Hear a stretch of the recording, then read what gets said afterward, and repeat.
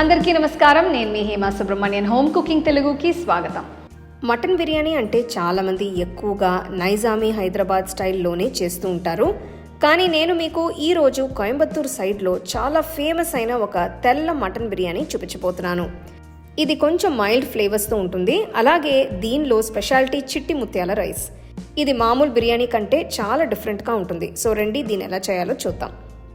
ఈ రెసిపీ కోసం నేను 1/2 కిలో అంతా చిట్టి ముత్యాల రైస్ తీసుకుంటున్నాను. ఈ బిర్యానీ చేసేటప్పుడు ఈ చిట్టి ముత్యాల బియ్యం యూజ్ చేస్తేనే టేస్ట్ పర్ఫెక్ట్గా వస్తుంది. బియ్యాన్ని శుభ్రంగా కడిగి సరిపడా నీళ్లు పోసి కనీసం 1 గంట సేపు నానబెట్టాలి. 1 కిలో అంతా మటన్ని నీట్గా క్లీన్ చేసి ఉంచాను. అలాగే మ్యారినేషన్కి కావాల్సిన పదార్థాలు అన్నీ కూడా ఇక్కడ రెడీగా ఉన్నాయి. ముందుగా ఒక మిక్సర్ జార్లో నేను 20 చిన్న ఉల్లిపాయలు వేస్తున్నాను. ఇందులో 12 వెల్లుల్లి రెబ్బలు, చిన్నగా తరిగిన 1 అల్లం ముక్క, రఫ్గా కట్ చేసిన 4 పచ్చిమిరపకాయలు వేస్తున్నాను.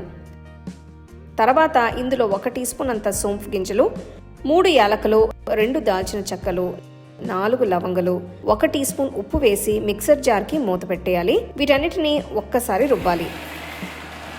తర్వాత మూత తీసి సుమారుగా 1 టేబుల్ స్పూన్ అంతా నీళ్లు పోసి ఇదంతా మెత్తటి పేస్ట్ అయ్యేట్టు రుబ్బాలి. ఈ మసాలా పేస్ట్ని మటన్ ఉన్న బౌల్లో వేయాలి. ఇందులో 2 టేబుల్ స్పూన్లంత ఫ్రెష్ పెరుగు కూడా వేస్తున్నాను.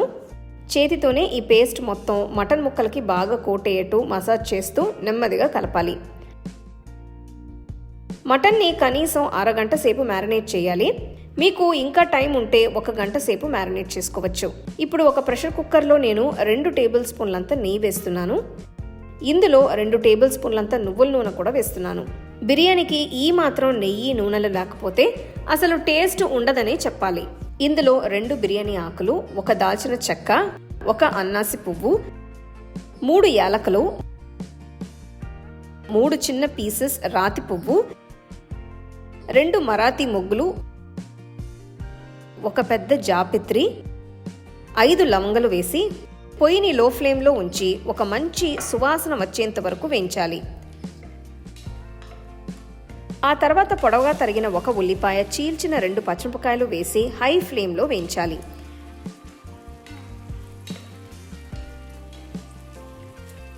ఉల్లిపాయలు కాస్త గోల్డెన్ బ్రౌన్ రంగులోకి మారిన తర్వాత మ్యారినేట్ చేసిన మటన్ వేసి బాగా కలపాలి. పొయ్యిని హై ఫ్లేమ్లోనే ఉంచి దీన్ని 5 నిమిషాలు వేయిస్తే మటన్ నుంచి కొంచెం నీళ్లు రిలీజ్ అవుతాయి. 5 నిమిషాల తర్వాత ఇందులో 1/2 కట్టంత చిన్నగా తరిగిన పుదీనా ఆకులు, 1/2 కట్టంత చిన్నగా తరిగిన కొత్తిమీర వేసి బాగా కలపాలి.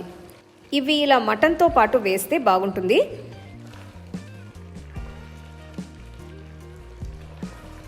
ఇప్పుడు నీళ్లు పొయ్యాలి. 250 ml కప్పుతో నేను 2 కప్పుల బియ్యాన్ని తీసుకుంటున్నాను. ఇదే కప్పుతో 2 కప్పుల బియ్యానికి 3 కప్పుల నీళ్లు పోసి మొత్తం అంతా బాగా కలపాలి.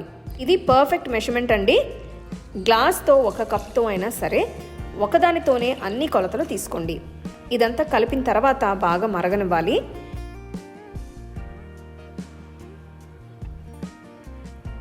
నీళ్లు మరగడం స్టార్ట్ అయిన తర్వాత కుక్కర్కి మూత పెట్టి విజిల్ పెట్టాలి. పొయ్యిని మీడియం ఫ్లేమ్లోనే ఉంచి మటన్ని కనీసం 6 విజిల్స్ వచ్చేంత వరకు ఉడికించాలి. ఆ తర్వాత పొయ్యి కట్టేసి కుక్కర్ని 5 నిమిషాలు అలానే డిస్టర్బ్ చేయకుండా వదిలేయండి. 5 నిమిషాల తర్వాత ఆవిరి దానంతా అదే రిలీజ్ అయిపోతుంది. మీరు చూస్తే మటన్ చక్కగా ఉడికింది. నాకైతే ఇక్కడ మంచి అరోమా వస్తుంది. ఈ పాయింట్లో ఆల్రెడీ నానబెట్టి ఉంచిన బియ్యాన్ని నీళ్లు వెంపేసి కుక్కర్లో వేస్తున్నాను. మటన్తో జాగ్రత్త, బియ్యాన్ని ఒక్కసారి కలపాలి. ఇప్పుడు ఒకసారి రుచి చూసి మీకు కావాలంటే ఉప్పు కారాలు వేసుకోవచ్చు. అలాగే ఇప్పుడు 1 నిమ్మకాయ రసాన్ని మొత్తం పిండేస్తే కొంచెం పులుపు యాడ్ అవుతుంది. తినడానికి చాలా బాగుంటుంది. టొమాటోలు వేయడం లేదు కాబట్టి ఇదొక పద్ధతి అని చెప్పచ్చు. మళ్ళీ ఇదంతా కలిపి పొయ్యిని మీడియం ఫ్లేమ్లో ఉంచి 2-3 నిమిషాలు మరిగించాలి. నీళ్లలో 1 ఉడుకు వచ్చిన తర్వాత మళ్ళీ కుక్కర్కి మూత పెట్టి విజిల్ కూడా పెట్టి 5 నిమిషాలు లో ఫ్లేమ్లో ఉడికించాలి. ఎన్ని విజిల్స్ వచ్చాయో సమ్మతం లేకుండా 5 అంటే 5 నిమిషాలు తర్వాత పొయ్యి కట్టేసి కుక్కర్ని పక్కన పెట్టాలి. ఆ తర్వాత వెంటనే మూత తెరవకుండా ఆవిరి మీద బిర్యానీ కనీసం 10 నిమిషాలు మగ్గనివ్వాలి. 10 నిమిషాల తర్వాత మీరు మూత తెరిచి చూస్తే బిర్యానీ పర్ఫెక్ట్గా తయారై కనిపిస్తుంది. మటన్ చాలా సాఫ్ట్గా జ్యూసీగా ఉంది. అలానే రైస్ కూడా కాస్త ఫ్లఫీగా ఉంది. అంతే అండి, ఎంతో రుచిగా ఉండే చిట్టి ముత్యాల మటన్ బిర్యానీ తయారైనట్టే. దీన్ని మీరు వేడివేడిగా రైతాతో కానీ, బిర్యానీ వంకాయ కూరతో కానీ, మిర్చికా సాలంతో కానీ సర్వ్ చేసుకుంటే అద్దరిపోతుంది. ఆ లింక్స్ అన్నీ మీకు డిస్క్రిప్షన్లో ఇస్తాను. ఆ వీడియోస్ కూడా చూసి ట్రై చేయండి.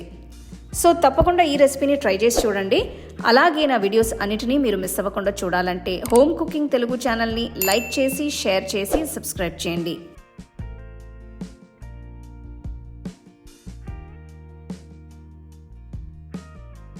The second edition of our home cooking book is now available on our website 21frames.in. I'll give you the link in the description. You can go and check it out. The book is currently available only in India for now, so you can place your orders on 21frames.in.